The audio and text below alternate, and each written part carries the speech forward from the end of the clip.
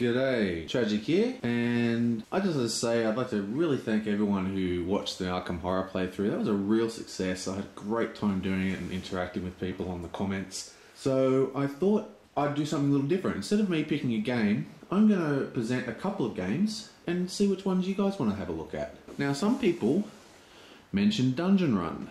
Now, this is a really good game. It's by Plaid Hat, who you guys probably know is quality all around. And it's a good game. It's co-op, means you can play it. There is a versus angle that happens at the end. That's why it's called Dungeon Run. Basically, it's co-op and then it's a race to get out of the dungeon. But even so, it plays pretty well solo. So there's this game. There is Lord of the Rings. Now, this is a really old game. Now, this is the pre-print. That means the Wizards of the Coast version.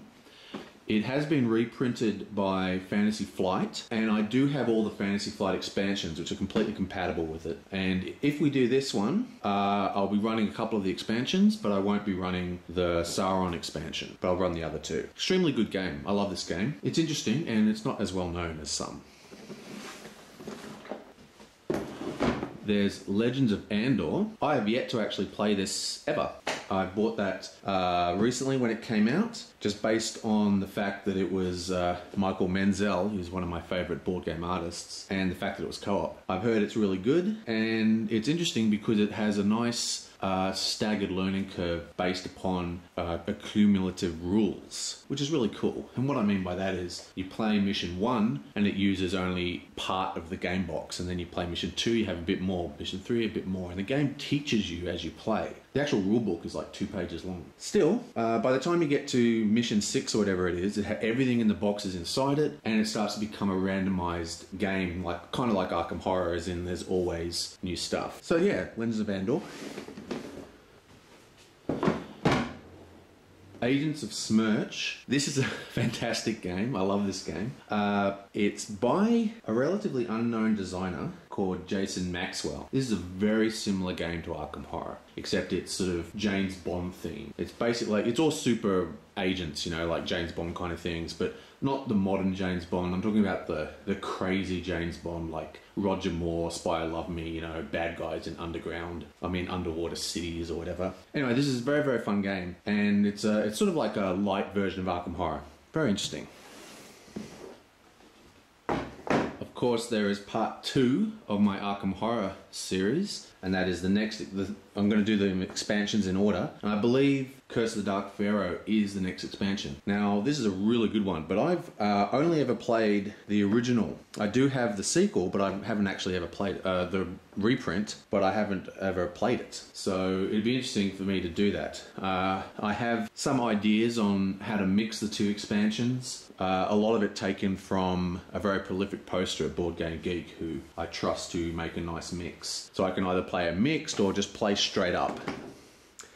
But the alternative is I could play both over time. So anyway, so there's Dark Pharaoh, that's an option. There's Death Angel. I've been meaning to do a game of Death Angel basically since I started my channel. I love this game, absolutely love it. And this would be a good one for me because it's very easy. I could probably do the whole thing in one night. Now, the other one I get requests for all the time is Sentinels of the Multiverse.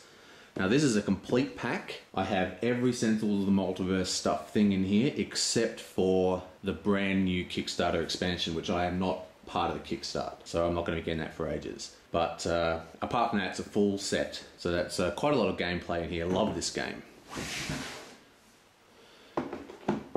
Elder Sign, you guys all know this one. I've actually got a playthrough of this that's almost complete, but I never finished, and I always felt bad about that. I want to delete it basically, or archive it or something and redo it at some point. So there's Elder Sign if you guys are interested. And basically, for the same reasons, Touch of Evil. Now, I started the Touch of Evil, I only got up to turn 3, where I had all the expansions running and stuff like that, and I would really like to finish that. And by finish that, I mean look at the old videos and find out where I was up to, you know, get all the pieces in the same position, and then just restart from there. So that is an option. I'm seriously considering doing that. Well, I am going to do it eventually, but like I said, this is to give you guys some choice.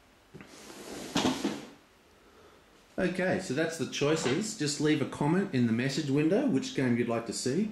Don't worry, this is by far not even a scratch on the surface of the games I have that I can actually play solo. Plenty of other stuff to come, but these are the ones that I'm interested in playing the most at this moment. So why don't you leave a message, tell me what you want, and I'll see you next time.